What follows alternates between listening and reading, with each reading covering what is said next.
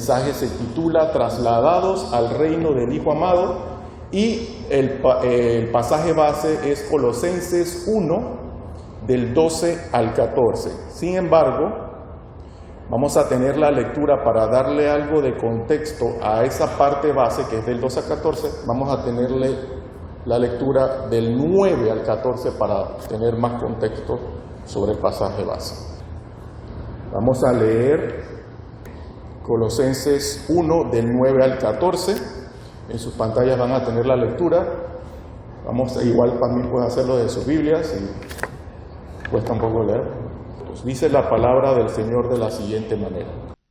Por lo cual también nosotros, desde el día que lo oímos, no cesamos de orar por vosotros y de pedir que seáis llenos del conocimiento de su voluntad en toda sabiduría e inteligencia espiritual, para que andéis como es digno del Señor, agradándole en todo, llevando fruto en toda buena obra y creciendo en el conocimiento de Dios, fortalecidos con todo poder, conforme a la potencia de su gloria, para toda paciencia y longanimidad, con gozo dando gracias al Padre, que nos hizo aptos para participar de la herencia de los santos en luz, el cual nos ha librado de la potestad de las tinieblas y trasladado al reino de su amado Hijo, en quien tenemos redención por su sangre, el perdón de pecados. Amado Dios, te damos gracias, Señor. Honra y gloria son para ti, Señor. Te damos gracias porque en este momento en especial estamos aquí con un corazón dispuesto a escucharte, Señor. Te hemos elevado, Señor, adoración y alabanza, y en este momento en especial te escuchamos a ti. Escuchamos tu respuesta, no de otra forma, sino como la que tú has dispuesto, que es tu palabra predicada esta mañana. Que no sea ningún criterio mío el que hable, sino que sea tú mismo a través de este micrófono, toda tu verdad, y no haya criterio mío ni de ninguna otra situación en el mensaje. Que sea tu verdad fluyendo a través de este lugar, que sea recibida por cada hermano, aplicada en su vida y proclamada a las naciones al salir de aquí.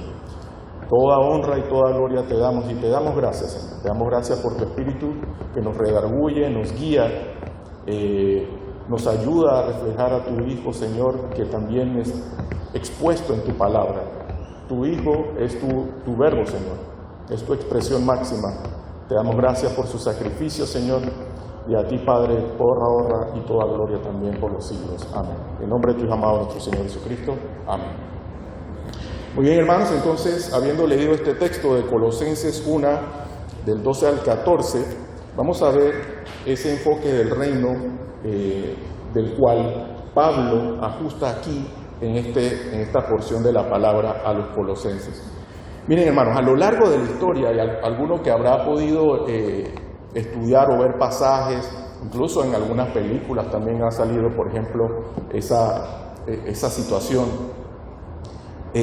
Cuando un reino conquistaba a otro, el cambio no era político. Generalmente uno piensa, bueno, el reino es conquistado y bueno, ya simplemente hay un cambio desde la perspectiva política. A veces es complicado verlo o visualizarlo porque quizás nosotros vivimos en otra época y nuestros gobiernos quizás tengan otra forma. Hay otros países, por ejemplo, no estamos acostumbrados a ellos, pero hay otros países un poco más lejos, de pronto, que tienen monarquía todavía, tienen reyes, otros tienen príncipes, otros manejan el primer ministro, pero con un rey y demás. Entonces, a veces es complicado como comprender cómo era esa situación en aquellos tiempos. Y recordemos que la palabra está escrita y hablada para un oyente en particular que tenía una situación y un contexto, y por eso a nosotros nos toca estudiar, aparte de la palabra, recibirla y desmenuzarla, también entender el contexto, qué pasaba en aquella época. Y bueno, a lo largo de la historia, cuando un reino conquistaba a otro, no solamente era un tema político, ya que muchas veces las personas, la mayoría de las veces las personas que vivían bajo ese gobierno pasaban a estar bajo una nueva autoridad y eran movidos, muchas veces eran llevados y trasladados a un lugar que disponía el rey que había conquistado a ese pueblo. Ese rey disponía que esa nación fuera trasladada a un lugar y le asignaba autoridad. Era de él, pero pues él tenía también gobernadores. De hecho, se firmaban lo que se conocía como pactos de vasallaje, en donde el rey en un pacto pues con esa nación, por ejemplo, acordaban que por los beneficios que él le otorgaba, este pueblo le sería fiel y le serviría, mientras que ellos gozaban del beneficio de ser parte de esta nación. En algunos casos, pues, ese acuerdo pues era llevado, muchas veces conllevaba pues que esta nueva nación sufría, por ejemplo, de la esclavitud, otras veces pues tenían el disfrute de algunos beneficios que venían con estar bajo una nueva autoridad o un nuevo dominio. Eso pasaba en aquellas épocas. Entonces ahora ese pueblo conquistado tenía un nuevo rey, nuevas leyes y un nuevo dominio. Su vida quedaba ligada a un reino diferente. El apóstol Pablo usa aquí, en este pasaje, un lenguaje cuyo concepto es ese.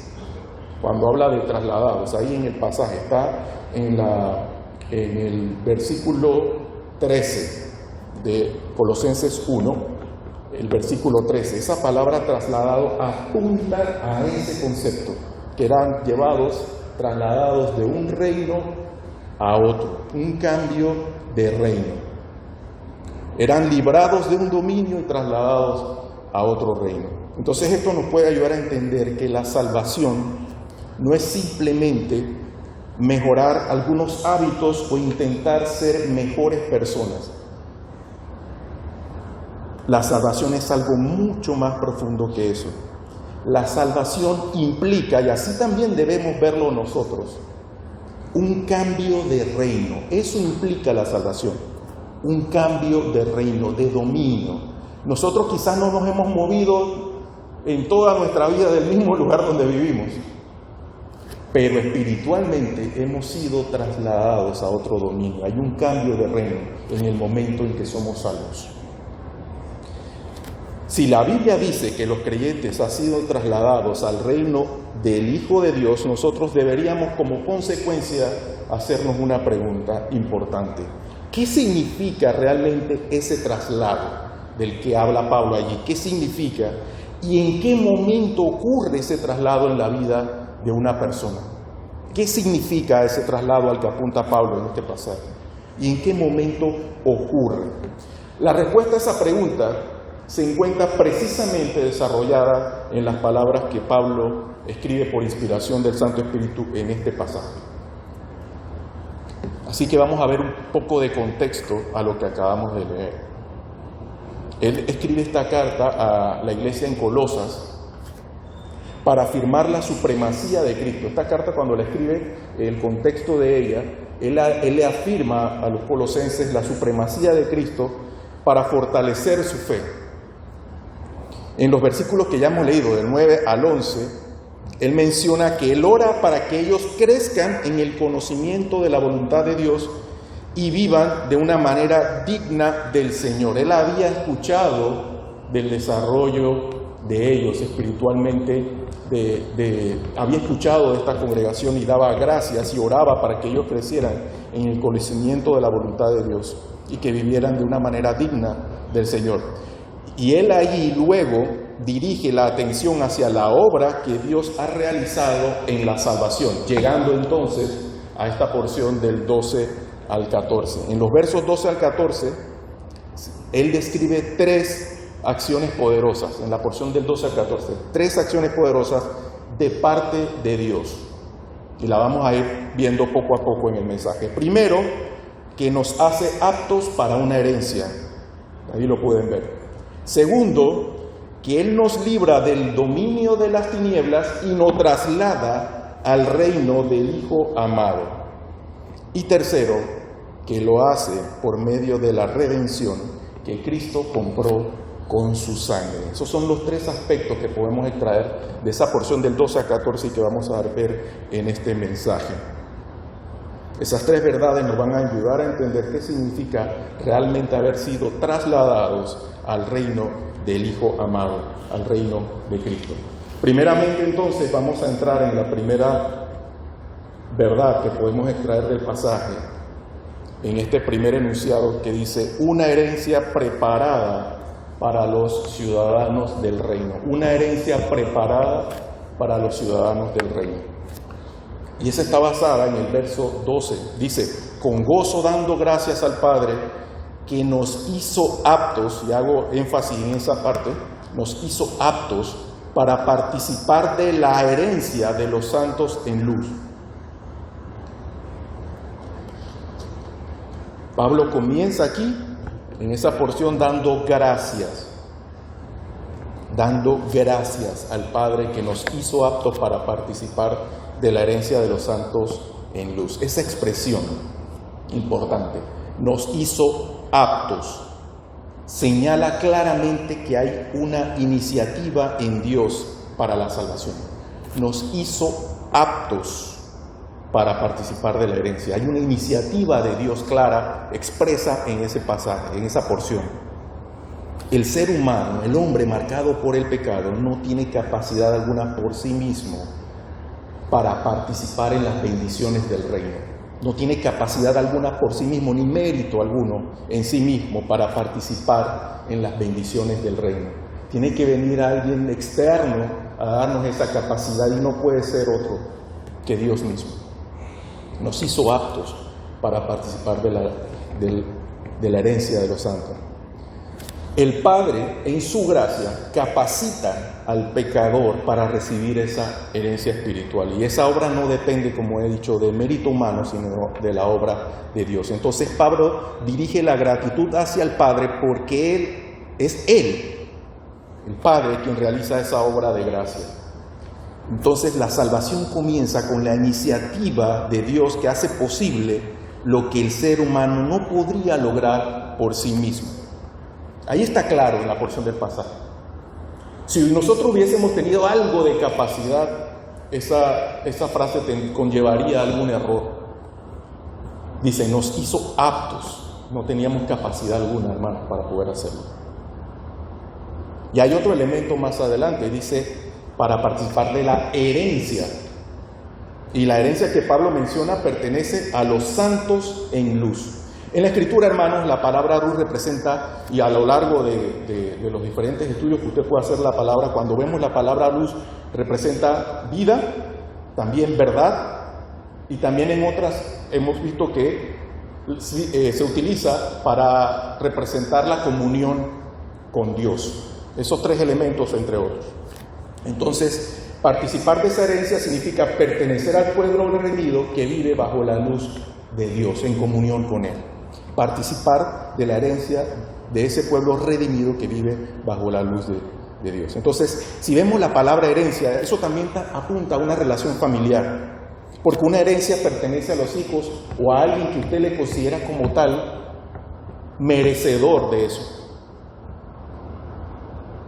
De esta manera, el creyente no simplemente es perdonado, sino que también es adoptado y hecho heredero de las promesas de Dios. Dios tiene promesas y hace heredero a aquel que es redimido y le hace partícipe de esa herencia. Entonces esa verdad muestra que la salvación no solo, y muchas veces la centramos y la limitamos a la liberación del pecado, que es un elemento fundamental, pero debemos ver todo el aspecto de la salvación. Sino también que, aparte de la liberación del pecado y del perdón, es de participar en las bendiciones del reino. Somos liberados, somos salvos para algo, no simplemente para borrar nuestros pecados o para ser perdonados. También hay algo en nuestro favor y es participar de la herencia y de las bendiciones del reino.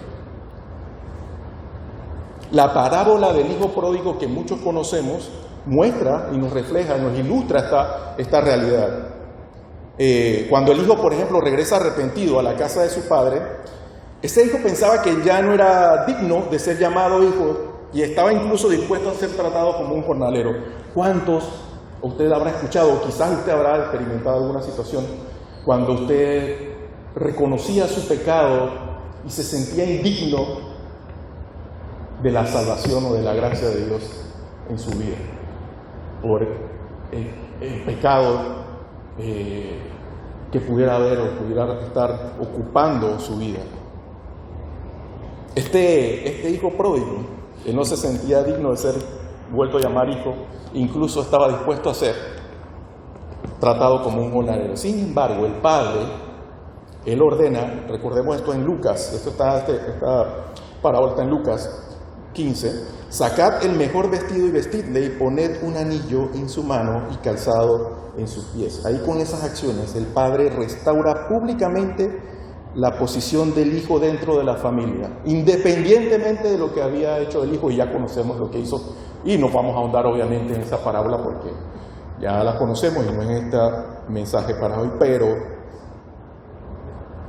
el padre restaura públicamente al hijo en ese momento.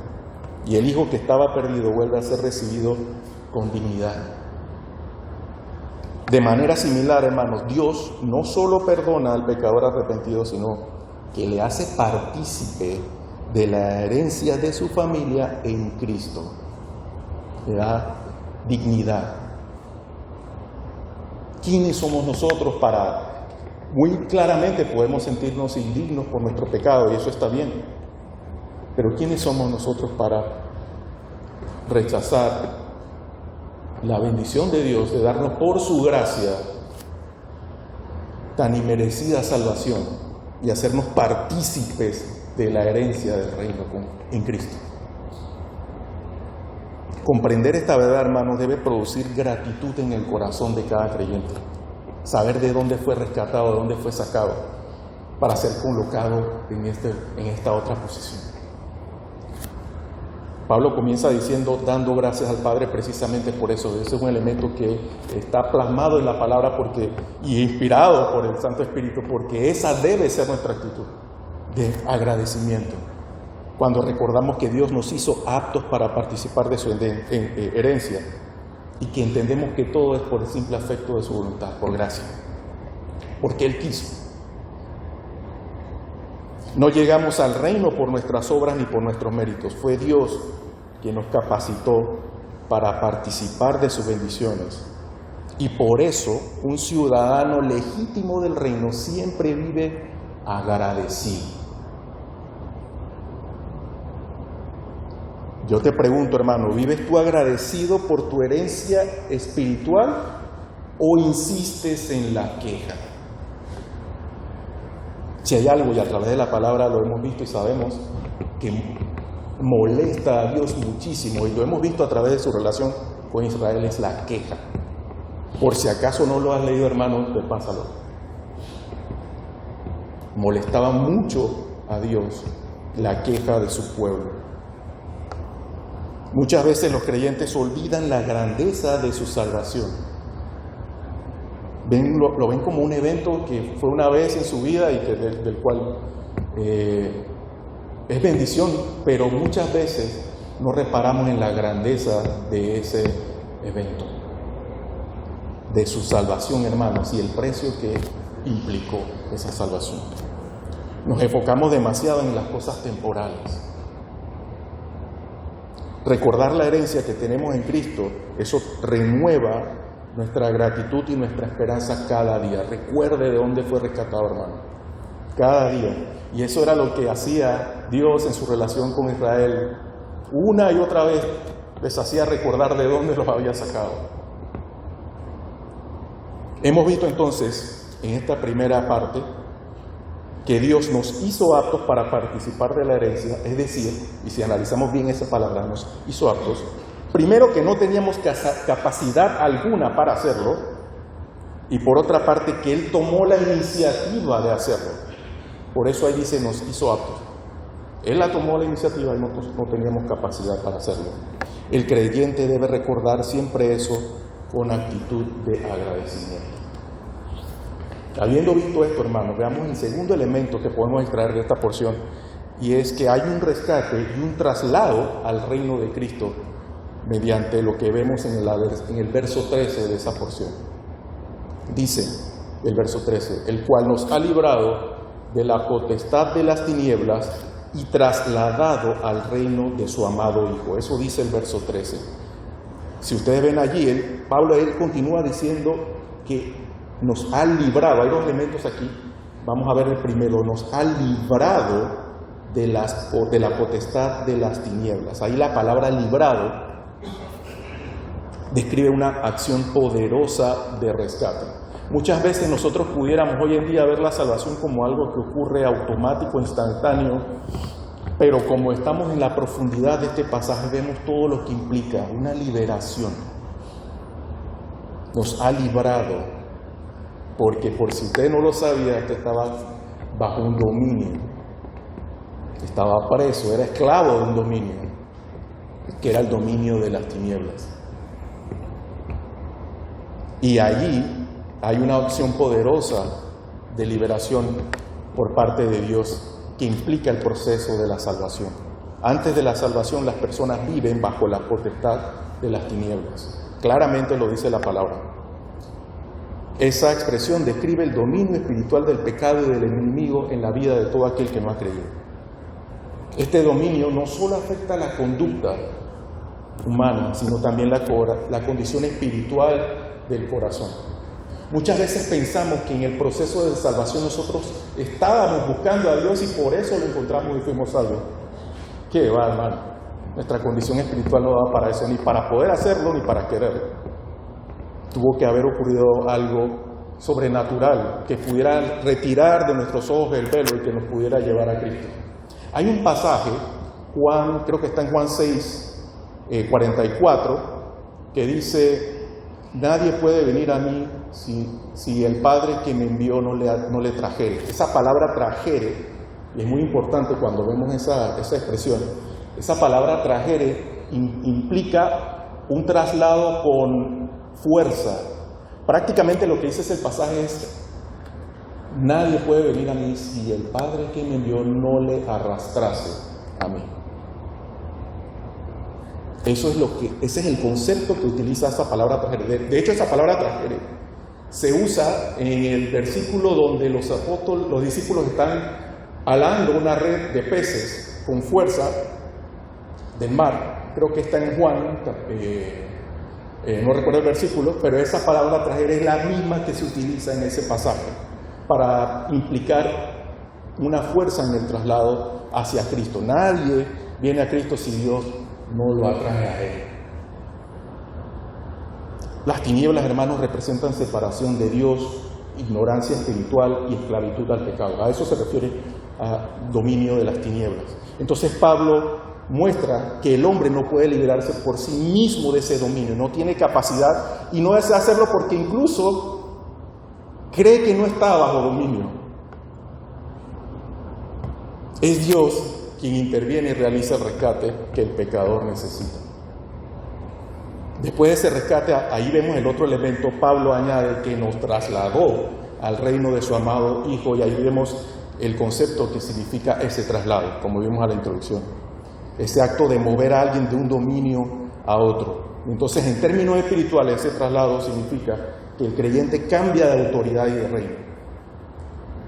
Aprendamos a vernos mediante ese concepto, que muchas veces es alejado para nosotros porque nosotros no vivimos en una época donde haya reinos que están, o pensamos que están siendo conquistados y que las personas son arrastradas y llevadas a otro lugar. Pero sí, vemos en algunos casos hoy en día en la modernidad que este tipo de situaciones pueden ocurrir. Antes pertenecía al dominio de las tinieblas, pero ahora usted pertenece al reino de Cristo. Y ese traslado no es gradual, hermanos. Esa es una obra decisiva de Dios y la realiza en el momento justo de la salvación. El creyente pasa de la oscuridad espiritual a vivir bajo el gobierno del Hijo de Dios. Y ese reino ya está presente hoy en el mundo donde Cristo gobierna sobre su pueblo. Aunque nosotros hoy en día no veamos el reino de Dios en toda su gloria, físicamente, en plenitud, ese reino se manifiesta hoy en día por medio de la iglesia, donde Cristo reina en el corazón de los creyentes y dirige a su pueblo por medio de su palabra.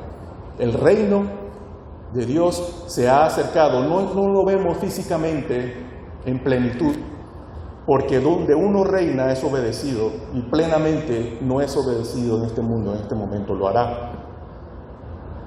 Plenamente no, pero sí lo es en el ámbito de la iglesia. Aquí es obedecido. Todo rey que gobierna en un lugar, y puede haber rebeldía, puede ser rey de palabra y de ley, pero plenamente no lo es.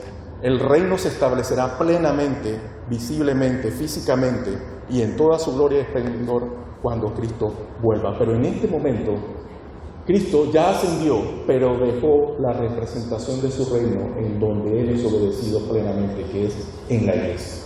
Por eso nosotros somos embajadores del reino en este mundo. ¿Qué nos ilustra este concepto que acabamos de ver? No hay otro ejemplo mejor que la propia vida de Pablo, y quizás a través de esa situación que experimentó él también lo expresa en esta porción que le da a los colosenses. La conversión de Pablo.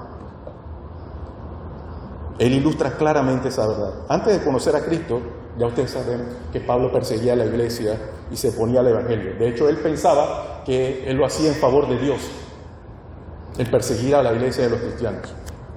Pero en el camino a Damasco, el Señor Jesucristo se le aparece y su vida cambia completamente. Me llama mucho la atención, y si ustedes ven los detallitos cuando van y leen un pasaje, es que inmediatamente él recibe la visión, y le acompañaban otras personas en camino a Damasco. Una de las primeras expresiones es: ¿quién eres, Señor? Esa palabra no se expresa quizás para nosotros hoy en día, al igual que la palabra maestro. Con ligereza se dice Señor o Maestro. Esas palabras no se expresaban con ligereza en ese tiempo, porque en Señor tú le estabas otorgando tu voluntad a la de la otra persona, le estabas reconociendo señorío sobre ti. Y allí Cristo le comenta: yo soy Jesús a quien tú persigues. Años después Pablo explica, y este pasaje está en Hechos 26, él explica delante de un gobernante judío, Agripa, su conversión. Y está claramente establecido en Hechos 26, 18, una porción que nosotros podemos verla también en este pasaje que él escribe a los de Colosas. Él describe a Agripa en Hechos 26, 18 su propia experiencia, pero ustedes van a comparar lo que él dice allí con lo que le dice en su carta a los colosenses. Vamos a leer Hechos 26, 18, que dice, vamos a desde el 17, dice: librándote de tu pueblo y de los gentiles, a quienes ahora te envío. Ese es el Señor hablándole a Pablo, porque se le ha parecido: librándote de tu pueblo y de los gentiles, a quienes ahora te envío, para que abra sus ojos, para que se conviertan de las tinieblas a la luz y de la potestad de Satanás a Dios, para que reciban por la fe que es en mí perdón de pecados y herencia entre los santificados. Pablo le explica a Agripa su conversión en estos términos, mismos elementos que están en la carta de Colosenses y que él les comenta lo que implica salvación, ese traslado de reino, de la potestad de las tinieblas, del enemigo, de Satanás, a la de Dios, y que por medio del perdón de pecados reciben herencia entre los santificados. Si Dios, hermanos, nos ha trasladado al reino de su Hijo, entonces Cristo es ahora nuestro Rey. Y eso significa que nuestra vida debe reflejar obediencia a su autoridad. Cuando el Señor nos pide, por ejemplo, y sé que muchas veces luchamos con esa palabra, santidad, y hay una expresión en la palabra que dice: sed santos porque yo soy santo. Y muchas veces vemos eso como una carga difícil, porque luchamos para poder reflejar esa santidad, pero Dios no te pediría nada que fuera carga para ti o que fuera difícil para ti. Cuando Él te dice: sed santos porque yo soy santo, Él te está pidiendo que lo seas en Cristo. Él ha puesto a Cristo en ti, te ha dado un espíritu que te hace reflejar a ese Cristo santo. Tú tienes la capacidad. Muchas veces contristamos al espíritu permaneciendo en el pecado, en el ejercicio del pecado. Pero se supone que Desde el momento que usted se arrepiente y tiene fe, el Santo Espíritu le coloca a usted a Cristo y a Cristo en usted. Usted tiene esa identidad. Y usted está siendo llamado a que refleje esa identidad. Sed santos porque yo soy santo. No hay otro carácter que debamos poder tener para poder tener comunión con Dios, sino por la santidad en Cristo. Debemos procurar vivir por la influencia del Espíritu. Un ciudadano del reino no vive guiado por los valores de las tinieblas, sino por la voluntad de su Rey. Cada decisión diaria que usted toma es una oportunidad para demostrar a quién usted le pertenece. Y eso debe ser visto en las naciones. La Escritura nos recuerda que los ciudadanos del reino también somos embajadores de Cristo en este mundo. Eso está específicamente en la palabra 2 Corintios 5:20. Somos embajadores en nombre de Cristo. Y eso significa que nuestra vida representa al Rey delante de otros. Nuestras palabras, nuestras acciones, nuestros testimonios deben reflejar el carácter del reino al que pertenecemos. Estamos en medio del mundo, pero no somos del mundo. Y entonces yo te pregunto, ¿qué testimonio estás dando hoy al reino al que dices pertenecer? Este pasaje nos invita, hermanos, a que examinemos nuestro corazón y si hemos sido trasladados al reino de Cristo, que debemos vivir bajo su gobierno. Y un ciudadano del reino siempre busca agradar y honrar a su Rey, así sea con su propia vida. Dios no solo, hermanos, para concluir ese segundo elemento, no solo nos hizo aptos para la herencia entonces, también nos libra de las tinieblas y nos traslada al reino de su Hijo. Y entonces viene una pregunta adicional. ¿Qué garantiza entonces nuestra ciudadanía en ese reino? Que no haya un traslado y que de pronto nos expulsen para volver atrás. Y el tercer elemento que podemos extraer de la porción está en el verso 14. Le titulamos una redención que garantiza nuestra ciudadanía. El verso 14 dice: en quien tenemos redención por su sangre, el perdón de pecados. Esa es la porción del verso 14 para el último elemento, la última verdad que podemos extraer de esta porción. Y en ese verso 14 se explica toda la base de la obra de salvación. En quien tenemos redención por su sangre. Redimir. Redimir implica un precio, hermanos. Cuando tú redimes, compras algo, pero no para esclavizarlo, sino para liberarlo, para sacarlo del mercado. Incluso ese concepto está ahí en la palabra, exagorazo. El versículo 14 entonces explica la base de la obra de la salvación, en quien tenemos redención por su sangre. Ahí Pablo usa ese término para explicar que Cristo pagó el precio necesario para liberar al pecador. Ese precio no fue plata, oro, sino su propia sangre derramada en la cruz. Yo siempre he pensado que no hay otro elemento más valioso en el mundo, ni el oro más puro, ni el diamante más puro, ningún elemento que pueda haber estado físicamente presente en este mundo que la sangre vertida de Cristo en la cruz. No hay nada que pueda tener un valor comparable al elemento de la sangre de Cristo en la cruz. La sangre de Cristo representa su sacrificio perfecto y suficiente por los pecadores. Por medio de ese sacrificio, tal es el valor de ese elemento que más nada podría compararse a él y nada podría ser desmeritado como cualquier moneda que tiene un poder adquisitivo un día y el otro no. La sangre compra una vez y para siempre. Es un sacrificio perfecto y suficiente. Por medio de ese sacrificio, Cristo hizo posible la liberación espiritual de aquellos que creen en Él. Entonces, la redención es la base que hace posible nuestra entrada al reino y permanecer en Él. Él añade, Pablo, que esa redención produce el perdón de pecados, y ese es el otro elemento que está en la redención. Es un precio que se paga para liberar, para perdonar. El perdón significa entonces que la culpa del pecado es removida y la relación con Dios es restaurada. Ese sacrificio que veíamos de corderos en el Antiguo Testamento, no había poder particular en ninguno de ellos, salvo la obediencia que era observada por Dios a eso. Pero eso apuntaba al verdadero sacrificio, al Cordero perfecto que es Cristo y lo que hizo en la cruz. El pecado, hermano, es la barrera que separa al ser humano de Dios. Pero la obra de Cristo quitó esa barrera completamente. El creyente ya no vive bajo condenación porque sus pecados han sido perdonados. Y ese perdón es completo y definitivo en Cristo. Y por eso le pido poner atención mucho en este detalle, porque escucharemos muchas enseñanzas, escucharemos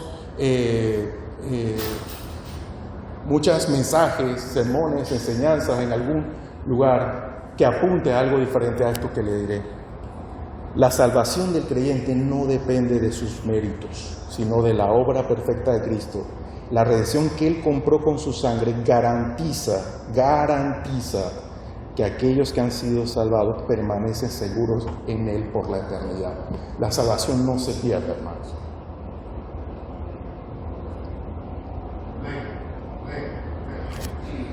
La primera Pascua en Egipto es una manera también de poder reflejar a través de una ilustración bíblica estos conceptos. Y es muy clara eso que ocurrió en esa primera Pascua. Dios ordena a cada familia de Israel que sacrificara un cordero y colocara su sangre en los postes y el dintel, en la parte vertical y horizontal del dintel. Ellos recibieron la instrucción. Dios ordena colocar la sangre en ese lugar para hacerle salvo a los primogénitos que iban a ser muertos, aquel en donde pasara el espíritu y no viera esa marca de la sangre en el dintel de la puerta. Esa sangre sería la señal de protección para el pueblo de Dios. Lo recordamos ese pasaje. Y el Señor en ese pasaje dice: veré la sangre y pasaré de vosotros. Un elemento importante no es que esa sangre tuviera un poder en específico. Él observaba la obediencia. La sangre derramada en la cruz es a la que apunta este elemento y la que tiene poder. De hecho, usted ve que ahí dice: veré la sangre. No es que la sangre les salvó, sino que veré la sangre y pasaré de vosotros. Y esa palabra pasaré de vosotros le da el nombre, en inglés es Passover, y ahí viene el concepto de, bueno, no es que venga de allí, pero es por lo que lo podemos relacionar al nombre de Pascua. Entonces esa noche el juicio de Dios cayó sobre Egipto, pero las casas marcadas con la sangre del cordero fueron preservadas. De la vida de los primogénitos, que era la última plaga, fue salvada por la sangre que había sido derramada. Y ese evento señalaba hacia una realidad mayor que se cumpliría en Cristo, como hemos dicho. Este versículo entonces nos recuerda el alto precio de nuestra salvación. Cristo derramó su sangre para que nuestros pecados fueran perdonados. Y cuando entendemos esto, aprendemos a tomar el pecado con seriedad y valorar profundamente la gracia de Dios. El perdón que nosotros recibimos, hermanos, no fue barato ni superficial. El ciudadano del reino vive con gratitud y reverencia porque sabe que su sangre costó, su pecado, su redención, su pecado redimido, su redención, costó la sangre de Cristo. No debemos ver con ligereza nuestros pecados. Y eso nos lleva a reflexionar si nuestra manera de vivir refleja el valor que tiene la sangre de Cristo que te redimió. Tu actuar se equipara al precio de la sangre que te redimió. El pecado, hermanos, no hay que verlo con ligereza y es una ofensa contra ese sacrificio que Cristo hizo por nosotros. Es prácticamente despreciar o hollar ese sacrificio. Recordar la sangre de Cristo produce en el creyente reverencia y gratitud, porque siempre nos recuerda que esa salvación tuvo un costo muy alto. Para concluir,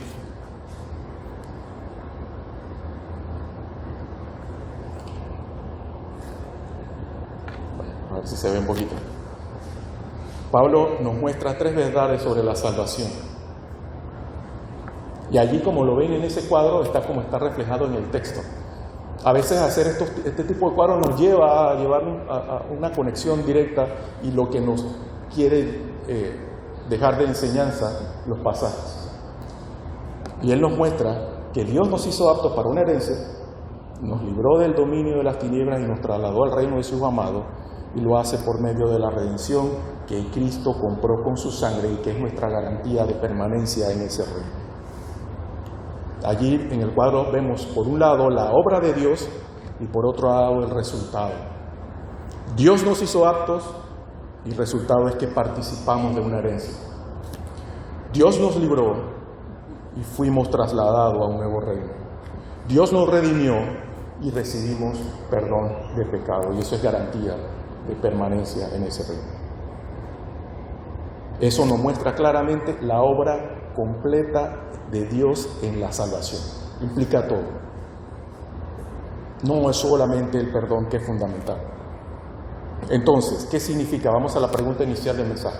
¿Qué significa haber sido trasladados al reino del Hijo amado y cuándo ocurre? Significa que cuando una persona recibe la redención y el perdón de Cristo por medio de la sangre que compró su redención, Dios realiza una obra decisiva en su vida. No está a prueba. Vamos a ver qué tal responde y si sí, bueno, si no lo devolvemos. Es una obra decisiva. En ese momento, el pecador es rescatado del dominio de las tinieblas y colocado bajo la autoridad del Hijo amado. Y por eso somos hoy en día embajadores de Cristo, porque ya somos del reino. Sé que hay un concepto futuro del reino y que quizás nosotros pensemos que en el tiempo futuro, pero el reino de hoy, el reino de Cristo hoy está en nosotros. Somos embajadores del reino. El reino de Cristo va a tener una manifestación futura y gloriosa cuando Él vuelva. Pero según la Escritura, el traslado al reino ocurre cuando una persona se convierte a Cristo inmediatamente. Dios la rescata del dominio de las tinieblas, la coloca bajo la autoridad de su Hijo y desde entonces comienza a reinar en su vida. Debe haber un trono para Cristo en cada corazón. Él es el que reina. Entonces, hermanos de la Iglesia Bautista, La Boca, hermanos amados, como exhortación, nosotros ahora pertenecemos al reino y estamos llamados a representarlo en medio de este mundo. Nuestro mensaje, nuestra vida como congregación, nuestra fidelidad a la palabra tiene que mostrar al mundo el carácter de nuestro Rey. Entonces Dios nos ha puesto en medio de las naciones para anunciar el Evangelio y dar testimonio de su verdad. Nosotros tenemos una razón de ser. Vivamos y sirvamos como un pueblo que refleja fielmente el reino al que pertenecemos y no solo dentro de estas paredes, a las naciones. Recordemos siempre entonces esta verdad que declara Dios en su palabra como versículo final, que está en 1 de Pedro 2:9. Dice: mas vosotros sois linaje escogido, real sacerdocio, nación santa, pueblo adquirido por Dios, para que anunciéis las virtudes de aquel que os llamó de las tinieblas a su luz admirable. 1 de Pedro 2:9, hermanos. Que el Señor añada bendición este día. Maranata, hermanos, recordemos que Cristo viene pronto.